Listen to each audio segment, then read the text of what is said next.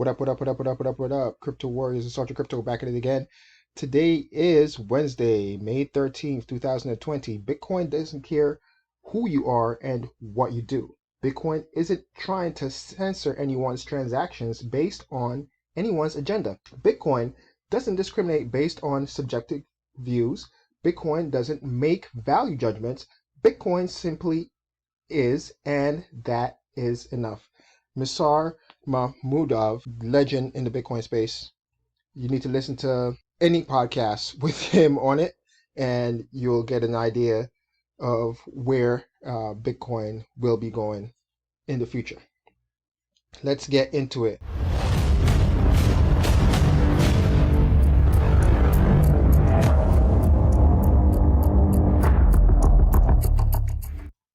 In this article coming out of CNN Business, Bitcoin halving could boost its price as more investors flock to cryptocurrencies. This is as of yesterday, May 12th, 2020. And in this 3-minute or 4-minute video with an interview with Mike Novogratz, he's a permabull. He's super bullish on Bitcoin all the time. I'm not going to play the video. Again, everything will be linked in the description below. Just wanted to point out just some key factors here. Central banks around the world are printing money to try to prop up the global economy. But for Bitcoin, the world's most popular digital currency, the opposite is happening. The amount of new Bitcoins being issued is starting to slow because of a phenomenon known as the halving, or halvening. We call it halving. Every 4 years. It's not every 4 years, because it's approximately every 4 years, and on average, a block time is every 10 minutes. But we've seen block times go like from 2 minutes to 3 minutes, sometimes 15 minutes, 30 minutes. So on average every 10 minutes. This is why they could estimate that the halving takes place every 4 years. Just so you know, Bitcoin don't care about your time. Okay, it's based on the code that was hard written into the code that at every 230,000 block, 230,000 block, every 230,000 block or so, halving event takes place. All right, unless of an issuance happens in the as per the Bitcoin protocol. And right now we are sitting at 6.25 Bitcoin instead of the 12.5. The next halving should take place in 2024. He's saying the next halving will take place. If the mining machines get more efficient, then it could happen earlier or it could happen later. Who knows? So whatever. I just want to get that out there. As always, do your own research. Several experts say Bitcoin prices should go much higher and even top the all-time high of just under $20,000 from late 2017. The logic, economics 101. Demand for Bitcoin may increase as investors view it as safer than government-backed paper currencies in time of COVID-19 and extraordinary easing measures from the Fed and other central banks. So it's just, it's just basic economics, man. Supply and demand. All right, less of a supply, it's going to drive the price of that, whatever that thing is.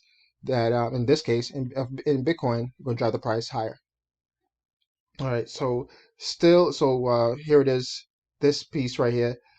But has the easy money already been made? Still, digital currencies are incredibly volatile. Remember this, folks.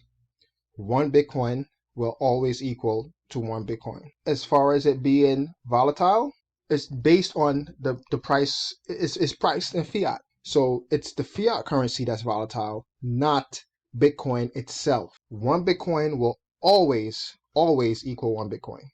1,000,000 Satoshis will always equal 1,000,000 Satoshis. 100 Satoshis will always equal 100 Satoshis. It doesn't matter how you want to break it down. In this case, 1 Bitcoin will always equal 1 Bitcoin, and that's it. Point blank, period. We had to price it, in this case, in dollars to get it moving forward. Always remember, 1 Bitcoin will always equal 1 Bitcoin. And that's it. Mike Novogratz, again, is a forever bull, permabull, and that's what this video interview is about. Next. Coming from Cointelegraph, JP Morgan provides banking services to crypto exchanges Coinbase and Gemini. Bitcoin doesn't care. Let's get that out the way. Just like I said in the intro, Bitcoin doesn't care. All right, JP Morgan Chase, the United States' largest bank, has reportedly taken on U.S. cryptocurrency exchanges Coinbase and Gemini as customers. JP Morgan is not processing Bitcoin or other cryptocurrency transactions on behalf of the exchanges, but is providing cash management services handling dollar transactions for their US-based clients. The bank will reportedly process all wire transfers and dollar deposits and withdrawal via the automated clearinghouse network. Now, I really don't care about Coinbase. However, I still recommend Coinbase to newbies coming into the space because it's just super easy to use, and with the user interface and everything like that. And plus, with the shenanigans that happened the other night, where basically Coinbase crashed. It doesn't happen too often on Gemini. And with the crash that happened in mid-March, with the everything crash, the whole economy crashing, every stock market, everything around the world just tanking, I was trying to get onto Gemini and purchase some Bitcoin for half off because it basically crashed from 6,000 all the way down to like 3,500, and I was trying to get some, but it was hard because there was just an inflow, I guess, of people trying to buy. So it was terribly hard to get on. However, I prefer Gemini because although the Gemini twins, the Winklevoss twins, they run the Gemini exchange. They're pretty much corny and don't want to offer a lot of coins. They represent, to me, the crypto community better than Coinbase. All right, they care about. They don't charge as high a fee as Coinbase, and I'm not going to go into on a tangent with this, but again, I actually recommend both exchanges because they do both have apps that are really easy to use. And if you want to use, and if you're new to the space and want to use my link to either exchange, Coinbase or Gemini, we both get $10 once you deposit $100 onto either exchange. With that being said, let's get into it some more.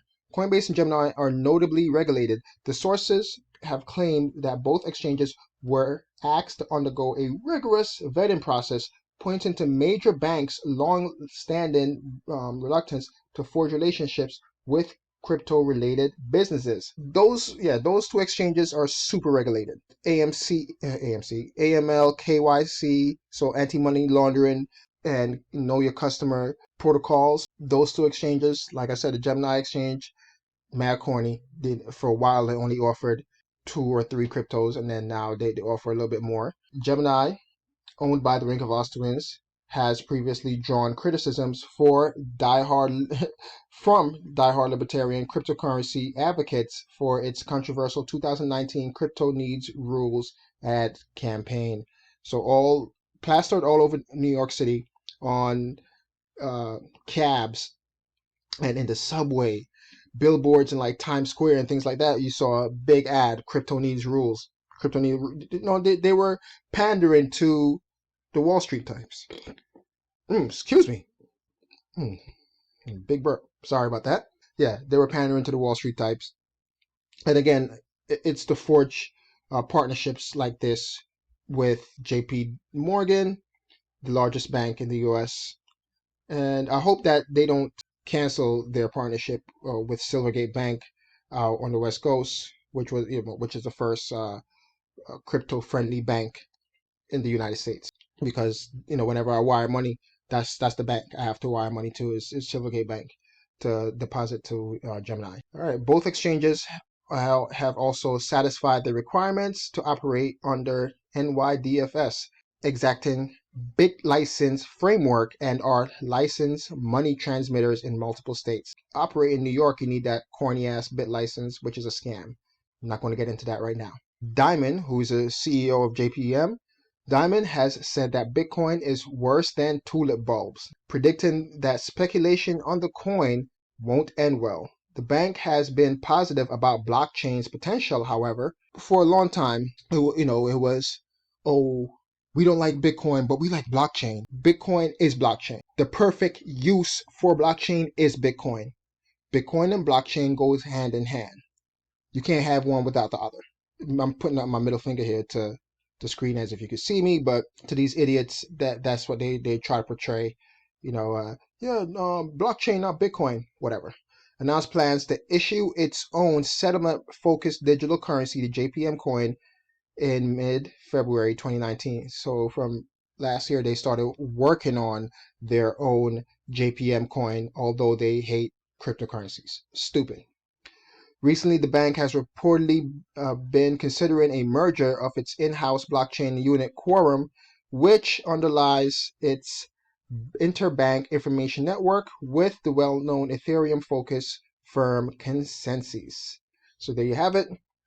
JP Morgan and shady Jamie Dimon are fine. They have capitulated, and they are now cooperating with the likes of Coinbase and Gemini, which basically, when it comes down to it, the reason why is because they know that Coinbase and the Gemini twins are gunning for them. Coinbase a couple of years ago filed for a bank charter, and I'm pretty sure the Gemini twins have done something similar. So can you imagine, once they get that approved and they officially become banks, then they won't need JPM.